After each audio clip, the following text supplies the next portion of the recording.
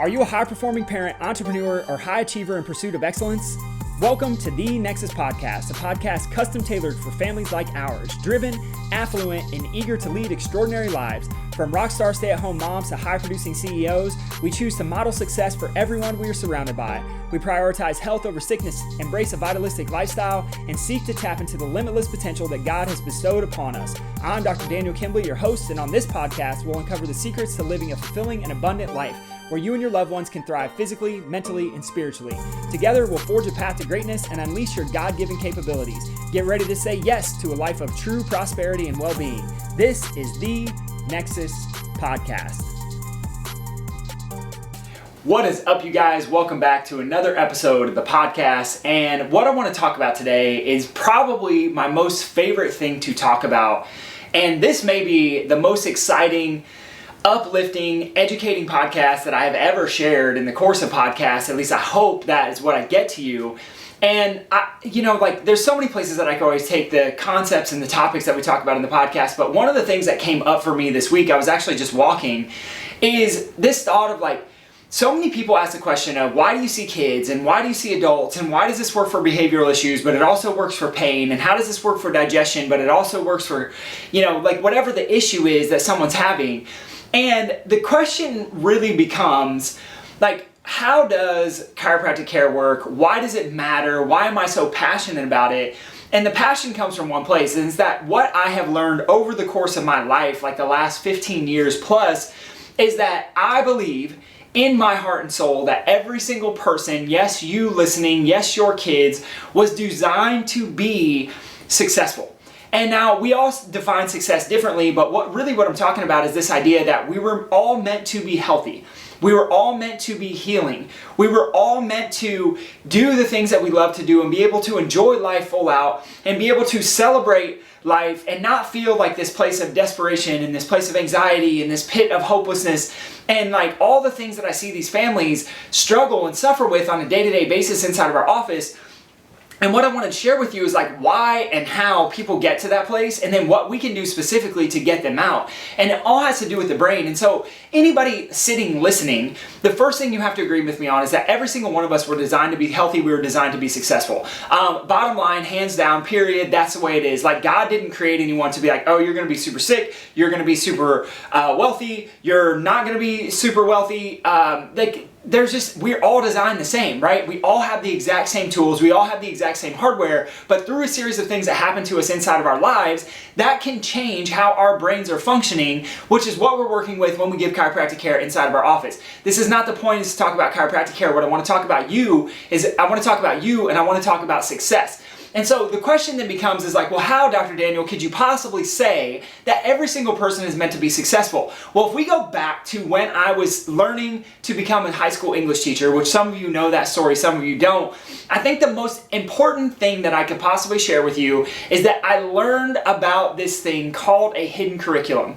And the hidden curriculum says this. This is an author, Jean Anion. She wrote this, I guess you would call it a study called Social Class and the Hidden Curriculum of Work. And what she did is she went into 5 schools, her and her research team, and they looked at what skills are kids learning in the most elite schools, and then what skills are kids learning in the most struggling socioeconomic status schools. And then they had some middle ground in there as well. So they had low socioeconomic status, a moderate one, a middle one, a higher socioeconomic status, and then the elites, right? The doctors, the lawyers, the rich of the rich of the rich. And I think in every area, we're gonna find this this discrepancy in how much money people make, right? So what she wanted to look at, she literally wanted to look at what skills do the kids whose parents don't make a lot of money and work blue collar jobs, what skills do those kids learn? And then on the other end, what skills do the kids who are in these elite schools, these private schools learn? And this is what she found.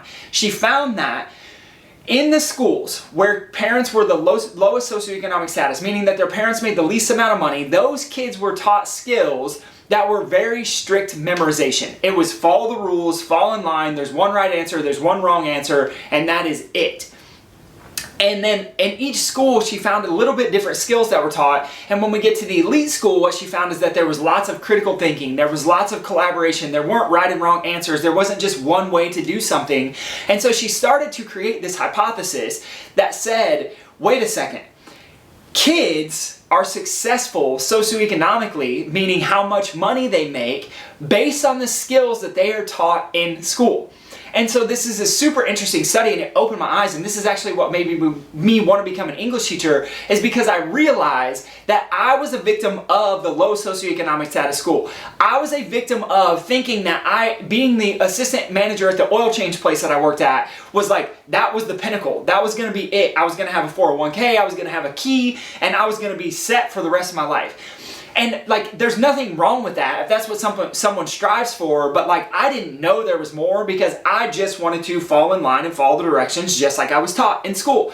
And so when I realized that, oh my gosh, like the only reason that I wanted some of the things I wanted, and the only reason I thought the way that I thought, was because there were just things that I was taught in school that I never questioned to believe, it opened up this place in me where I said, I was a victim of this, other kids have to be a victim of it too, and I want to change it.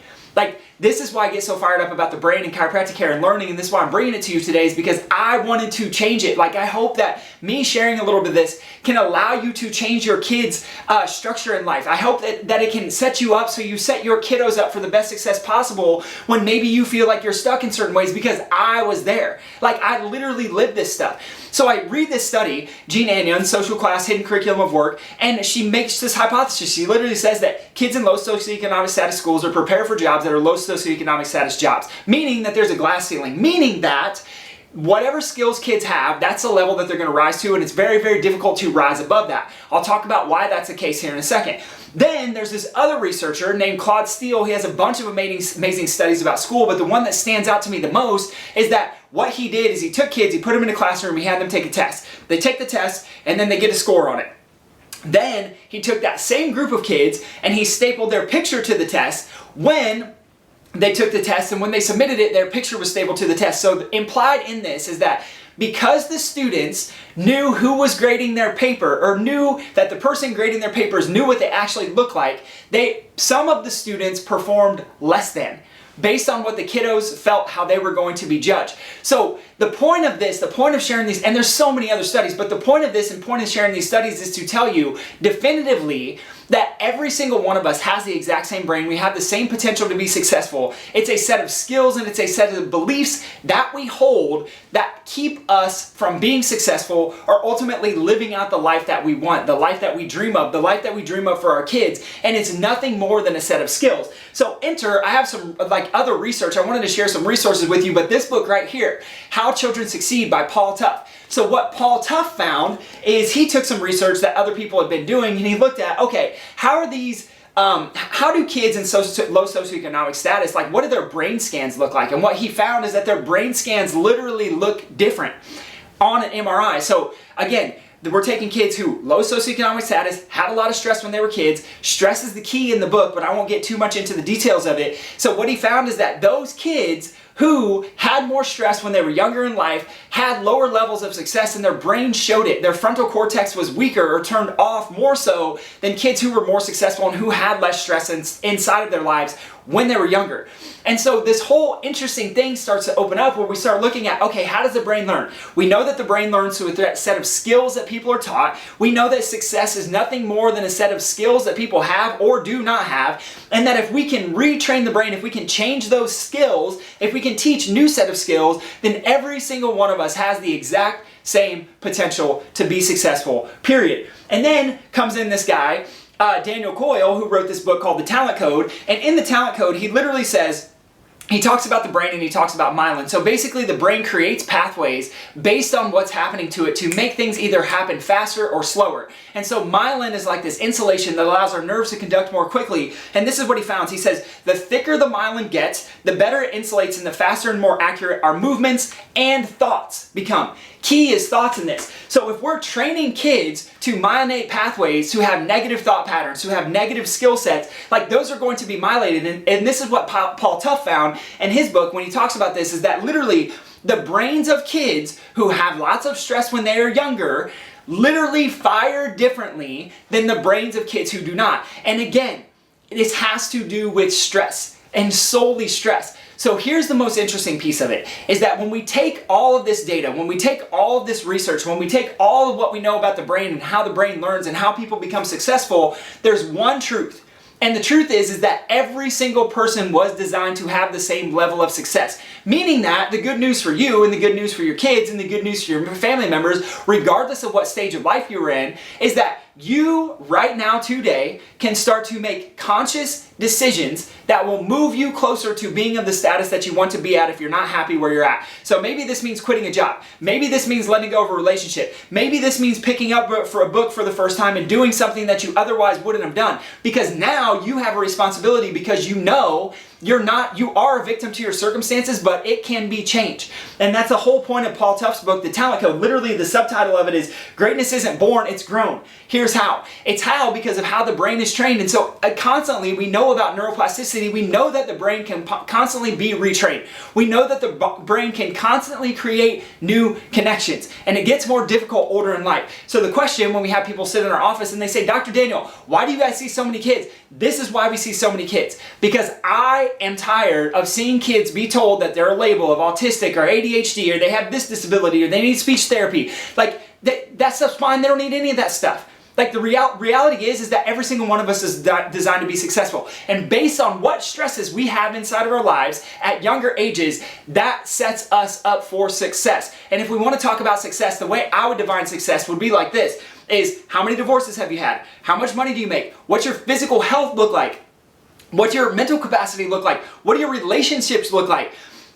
There are so many things that go into success, and every single one of us defines it differently. But here's what I know, is that I know that stress hormones stuck on in your system, which can happen from before birth, which I talked about on a previous episode of the podcast, stress hormones stuck on in the nervous system, which is 100% possible, it's 100% backed by research, sets kids up for less success. And that's what all these books and all these research studies show. Through the neuroscience, not chiropractic science, the research, the neuroscience. And so what we know neuroscientifically is that if we put a specific movement into the joints of the spine, we can literally wake up the brain, we can turn off the stress response, and we can start to activate healing within the body. And when I'm talking about healing, I'm talking about success. Yes, part of this is healing the physical body, correcting digestive issues, correcting pain. But there's another level in this that's like level of thought process. Literally, Daniel Coyle in his book, The Talent Code, talks about how thoughts can be myelinated. Negative thought processes can be myelinated. Negative behavioral or emotional regulation can be myelinated as a pathway. And then people wonder why, oh, my 2-year-old was colicky, or when they're real young, they were colicky, and now they have all these ear infections, and then they turn 13 and they have anxiety. It's because it's a myelinated pathway within the system, and it's all caused by stress. And so the point of this, again, is to tell you that regardless of what phase of life you are in, regardless of what symptoms you have been hit with, regardless of whatever your circumstance is, there is good news. And the news is that you can change. The tricky part of it, the unfortunate news, is that you're going to have to change some of the things that you do, some of your habits, some of your patterns, some of your routines, some of your thought process. And it takes work. Like it takes a commitment level, but you're at a point right now where you can no longer say, this is just the way it is. Because all the research, all of the science, everything I've learned over the last 15 plus years of how the brain learns and what makes someone successful is we were all designed the same by God. We were all given the same gifts of healing, the same gifts of health, the same gifts of happiness, the same gifts of success, the same gifts of presence, the same gifts of productivity, the same gifts of profit. The list could go on and on and on and on and on. And my friends, I'm here to tell you that if you're not in the place that you want to be, the number one thing that I know of that will start to awaken your brain and change new connections within your brain, outside of reading, outside of meditating, outside of eating healthy, outside of exercising, outside of taking supplements, because those are all controlled and regulated by one thing, and that is a brain in your body that is functioning 100%. And if your body's in a stressed out state, it cannot function at 100%. So my friends, that's all I have for you on this episode. I hope you got some value out of this. If you could, leave me a rating and leave me a review. That's how we get this into the hands of more people. I love you. I appreciate you. And I will for sure come at you again next week. Peace.